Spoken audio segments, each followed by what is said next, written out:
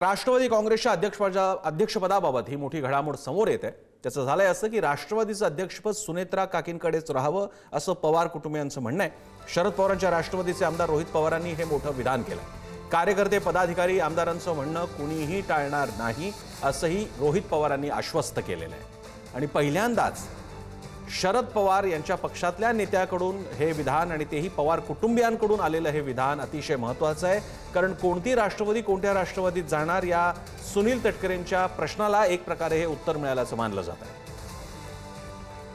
समजून घ्या की उपमुख्यमंत्री पद सुद्धा आणि त्या राष्ट्रवादीचे मुख्य पदचे देशाचे प्रमुख हे पवार परिवाराकडेच आणि सुनित्रा काकींकडेच राहावं अशी आमची सुद्धा त्या ठिकाणी इच्छा आहे। फक्त या गोष्टी आम्हाला या दुःखद काळामध्ये बोलता येत नाही, एवढंच त्यातलं त्या ठिकाणी फरक।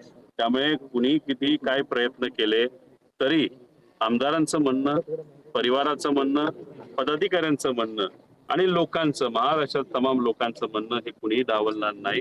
त्यामुळे आम्हाला सुद्धा वाटतंय की काकीच तिथं त्या पक्षातले प्रमुख राहतील।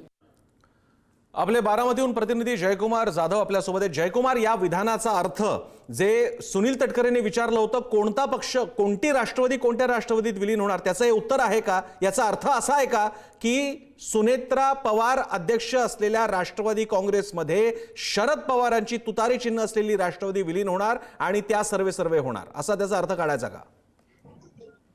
प्रसन्न सर, आपण बघतोय की बारामतीतल्या ज्या घडामोडी घडतायत, पवार कुटुंबाची जी बैठकी पार पडतायत, बारामतीतलं जे विद्याप्रतिष्ठान आहे त्या विद्याप्रतिष्ठानमध्ये विश्वस्त असतील किंवा पवार कुटुंब असतील यांच्यामध्ये जी बैठकी पार पडतायत, यामध्ये त्यांच्याकडनं रोहित पवारांकडनं असं देखील विधान झालेलं आहे की आमची कोणतीही ते विलिनीकरणावरती चर्चा झाली नाही किंवा पक्षाच्या संदर्भात काय अजून चर्चा तशी झाली नाही, परंतु आम्ही सकारात्मक आहोत की त्यांच्याकडनं आल्यानंतर सगळे 9 ते 10 तारखेनंतर आम्ही सोबत बसू आणि तो निर्णय घेऊ। परंतु आता ते प्रसार माध्यमांनी त्यांना प्रश्न विचारल्यानंतर ते म्हणले की राष्ट्रीय जो अध्यक्षपद आहे ते सुनेत्रा काकींकडे राहिलं ती आमची जी इच्छा आहे, तशी इच्छा देखील आमचीच आहे। हे विधान रोहित पवारांनी केल्यामुळे कुठेतरी आता राजकीय घडामोडींना वेग आल्याचे चित्र आपल्याला पाहायला मिळत आहे। परंतु आज बारामतीमध्ये बैठका पार पडल्या, पवार कुटुंबाची बैठक पार पडली, त्यानंतर जय पवार असतील, पार्थ पवार असतील, रोहित पवार असतील, राजेंद्र पवार असतील, श्रीनिवास पवार असतील यांनी ज्या ठिकाणी दिवंगत उपमुख्यमंत्री अजित पवारांचे जे अंत्यसंस्कार ज्या ठिकाणी झाले त्या ठिकाणची पाहणी देखील केली, कोणत्या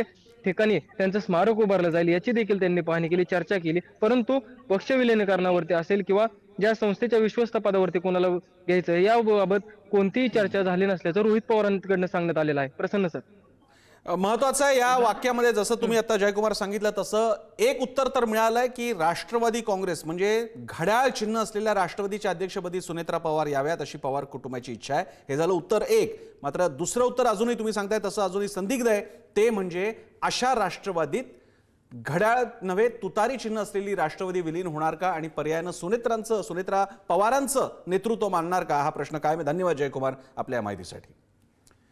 दरम्यान राष्ट्रवादीच्या अध्यक्षपदी सुनेत्रा पवारांच्या नावाची चर्चा सुरू झालेली आहे। सुनेत्रा पवारांची बिनविरोध निवड होणार असल्याची सुद्धा माहिती आहे।